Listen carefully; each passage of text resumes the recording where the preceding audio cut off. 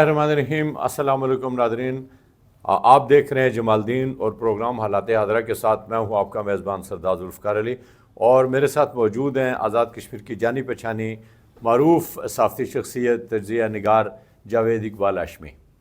जावेद साहब, आपको मैं इस प्रोग्राम में खुशामदीद कहता हूँ। आप पहली बार जमालदीन के इस प्रोग्राम में जो है मेरे प्रोग्राम में बाकायदा तौर पर तशरीफ़ लाएँ और उम्मीद है कि आप इस प्रोग्राम में आते जाते रहेंगे।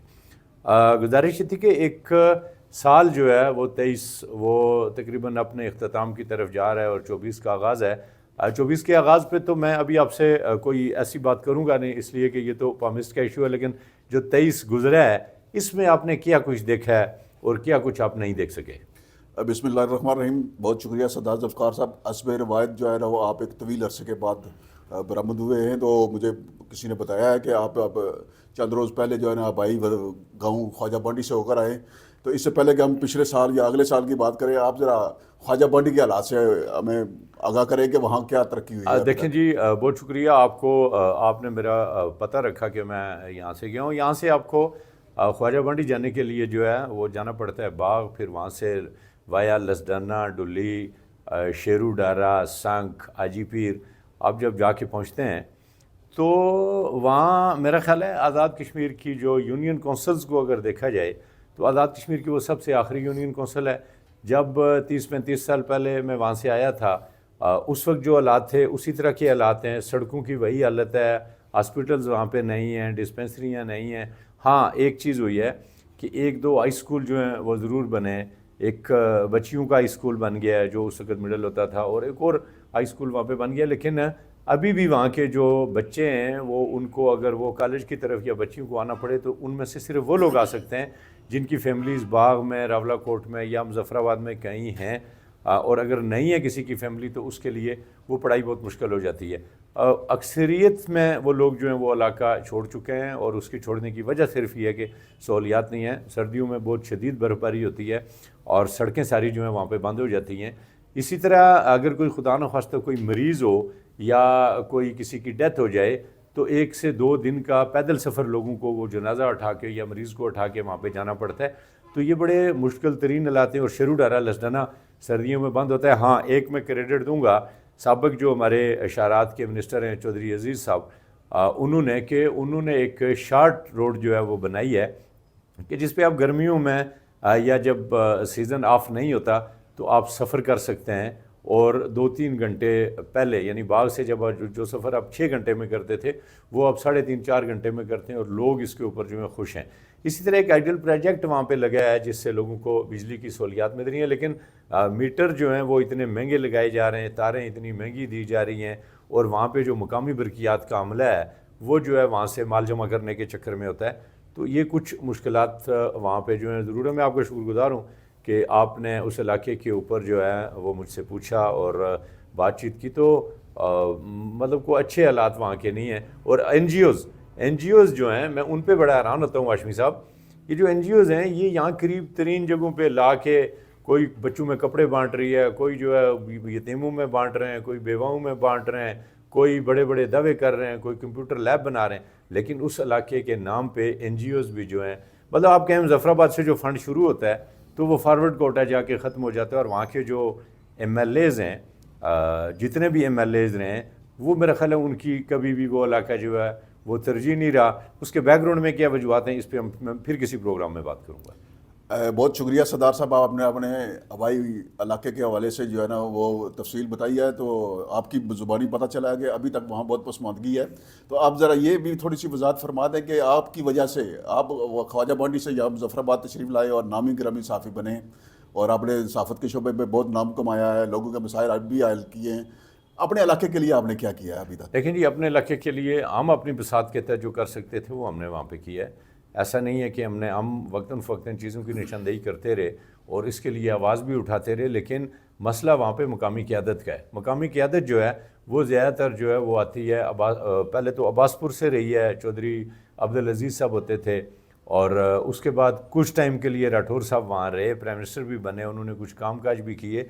लेकिन उसके बाद जो आने वाले जितने भी लोग थे उन्होंने वहाँ पे कोई ख़ास तवज्जो नहीं दी। और मैंने पहले बरमला इस बात का इज़हार किया है कि चौधरी अजीज़ साहब ने वहाँ पे कुछ लिंक रोड्स ऐसी दी हैं کہ جن سے وہاں کے لوگوں کو فائدہ ہو رہا ہے. لیکن چودھری عزیز صاحب نے بھی وہاں ہاسپٹل نہیں دیا, وہاں پہ کوئی ڈسپینسری نہیں دی, وہاں پہ کوئی ڈاکٹر نہیں دیا, وہاں پہ انٹر کالج نہیں دیا. وہاں لوگوں کو جو ہے حاجی پیر سے خواجہ بنڈی جو سڑک ہے اس کی اگر آپ حالت دیکھ جائیں تو اس کے اوپر جو گاڑیاں چل رہی ہیں, میں ان ڈرائیوروں کو مبارکباد دیتا ہوں کہ وہ چین چڑھا کے وہاں پہ جو ہے وہ اس وقت گاڑیاں چلا رہے ہیں. جو مہاراجہ کے دور میں وہاں سڑک کے اوپر جو چھوٹی چھوٹی پلیاں بنی ہوئی تھیں وہ ٹوٹ چکی ہیں اور ان کی دیواریں تو سلامت ہیں, مگر آزاد کشمیر کی کوئی حکومت آج تک وہاں پہ جو ہے پل نہیں لگا سکی. حالانکہ یہ دفاعی روڈ ہے اور آپ کو اندازہ ہے کہ حاجی پیر اور اس کو جو لنک کر رہا ہوتا ہے آپ کا, ایک طرف سے آپ تل پترا کی طرف آ جاتے ہیں اور دوسری طرف سے آپ جو ہے وہ بیڈوری, چٹی بٹی اور ان سارے علاقوں پہ آتے ہیں. اور بیڈوری کی تاریخی اہمیت آپ کو پتہ ہے, بالکل آپ کے قدموں میں پورے کا پورا اڑی شہر ہے, سامنے قاضی ناگ ہے, بیک پہ اس کے جو ہے وہ ان کا اسلام آباد ہے پروجیکٹ ہے. تو دفاعی لحاظ سے انتہائی مضبوط پوزیشن پہ ہم بیٹھے ہیں. اچھا پھر ایک اور بات, اس علاقے کے میں 20 پنجاب جو تھی 1965 میں جب وہاں پہ جب پاکستان یہ جنگ ہوئی تھی پاک بھارت, تو اس میں جو ایک پوری یونٹ ہے وہ وہاں پہ شہید ہوئی ہے اور اس کی وہاں پہ قبریں جو ہیں ان کے شہداء کے وہاں پہ مزار موجود ہیں. اور آج تک میں نے نہیں دیکھا کہ کسی ٹی وی چینل نے کسی نے, یعنی 2 قبریں اگر کہیں پہ پتہ لگ جائیں تو لوگ پہنچ جاتے ہیں. پھر اس میں ایک اور بڑی امپورٹنٹ چیز ہے, اب میں اس پہ کوئی کہہ نہیں سکتا کہ اس کی کیا وجہ ہے. ایک قبر ہے جو تقریباً اس کو 9 گزیہ کہہ رہے ہیں, 9 گز سے زیادہ لمبی ہے. کوئی کہہ رہے ہیں جی یہاں کوئی انبیاء کسی دور میں آئے ہیں, کوئی کہتے ہیں جی کوئی پرانے دور میں کوئی صحابی یہاں پہ تشریف لائے ہیں, اور کوئی کہتے ہیں جی کہ یہ شہداء کی ایک اجتماعی قبر ہے. اس کے بارے میں چونکہ وہ ایسی جگہ پہ ہے جہاں پہ کوئی اس طرح کا کوئی شواہد اس کے بارے میں مل نہیں سکتے, تو میرا خیال ہے وہاں پہ بہت ساری جانیں گئی ہوئی ہیں, بڑی قربانیاں دی گئی ہیں.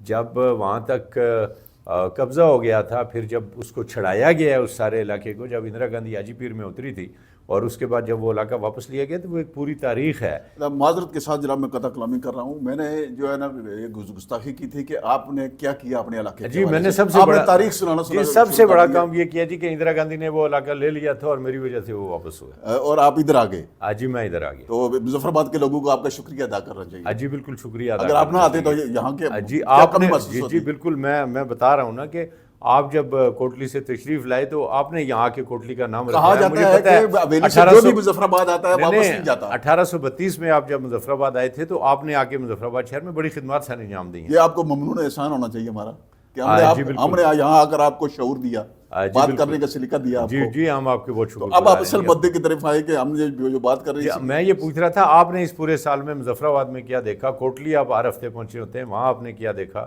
دیکھیں میں اپنی مٹی کے ساتھ ابھی تک وابستہ ہوں, میں کوشش تو کرتا ہوں مٹی اٹھا کے لے آئیں یہیں پہ جی, تھوڑے دن یہاں رک جائے. مٹی اگر اٹھا کر لائی جا سکتی تو آپ خواجہ بنڈی سے یہاں تشریف نہ لاتے. یہاں جو ہے نا مٹی سے معاملہ نہیں بڑھتا. آگے اگلی بات ہم کرتے ہیں, جو سال 2023 ہے, سال 2023 جو ہے وہ آزاد کشمیر کے عوام کے لیے, مقبوضہ کشمیر کے عوام کے لیے کسی صورت بھی اچھا نہیں گزرا ہے. جی آزاد کشمیر کے عوام کے لیے تو بے چینی, افراتفری, انتشار اور بے شمار مسائل جو ہے نا آزاد کشمیر میں رہے. چونکہ حکومت کی تبدیل ہوئی, پھر اس حکومت کی تبدیلی کے بعد نئی حکومت بنی جو 6 مہینے تک تو ہوا میں رہی, کیونکہ پہلے وزراء نہیں بنے, پھر وزراء بنے تو ان کو پورٹ فولیو نہیں ملے, پورٹ فولیو ملے تو پھر وہ اس میں اختلافات سامنے آئے.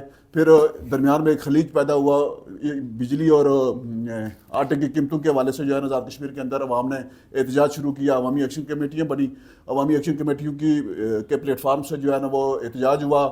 یہ احتجاج جو ہے وہ پھر پہیہ جام اور شٹر ڈاؤن کی صورت میں تبدیل ہوا. حکومت نے سارے عمل کے دوران خاموشی اختیار کی.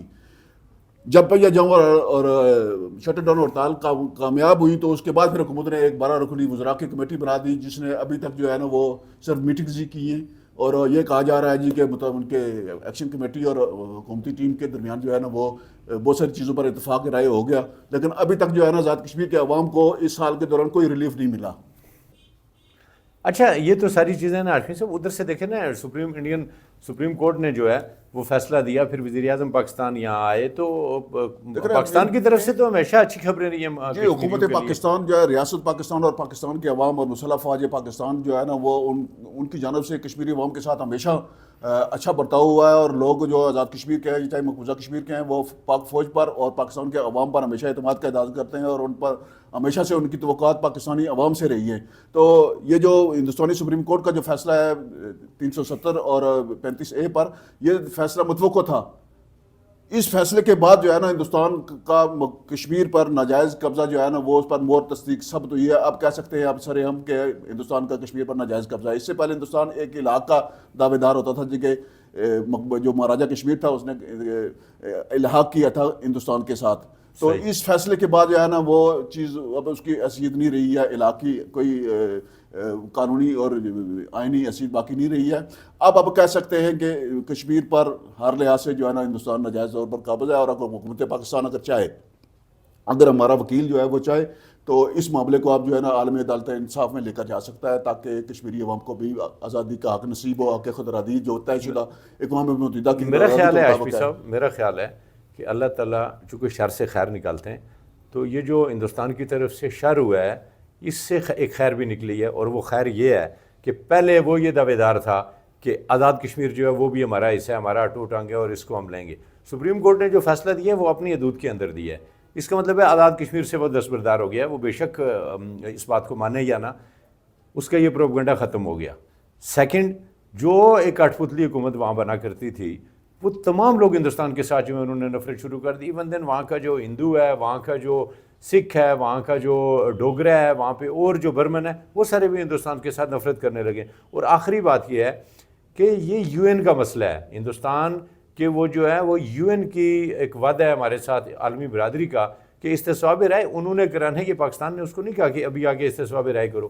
تو جس وقت استصواب رائے ہونا ہوگا اور یو این آبزرور جب تک موجود ہیں اس وقت تک ہندوستان انٹرنل جو مرضی کرتا رہے اس سے تو کوئی فرق نہیں پڑتا. دیکھیں ایک بات تو طے شدہ ہے کہ کشمیری کوئی بھی, چاہے وہ مقبوضہ کشمیر میں ہو یا آزاد کشمیر سے تعلق رکھتا ہے, وہ ہندوستان کے ساتھ نہیں رہنا چاہتا. یہ بات طے شدہ, اس پر کوئی دوسری رائے ہے ہی نہیں ہے. جب یہ بات طے شدہ ہے کہ کشمیری ہندوستان کے ساتھ نہیں رہنا چاہتے, انہیں اپنے مستقبل کا فیصلہ کرنے کا حق ملنا چاہیے, موقع ملنا چاہیے, اور یہی اقوام متحدہ نے وعدہ کیا ہوا ہے اور ہندوستان کی استدعا پر یہ وعدہ کیا ہوا ہے. چونکہ 47 میں جنگ بندی کے لیے ہندوستان گیا تھا یونائٹڈ نیشن میں, تو میرے خیال میں اقوام عالم کو جو ہے نا ہندوستان کے اس رویے کی طرف بھی توجہ دینی چاہیے.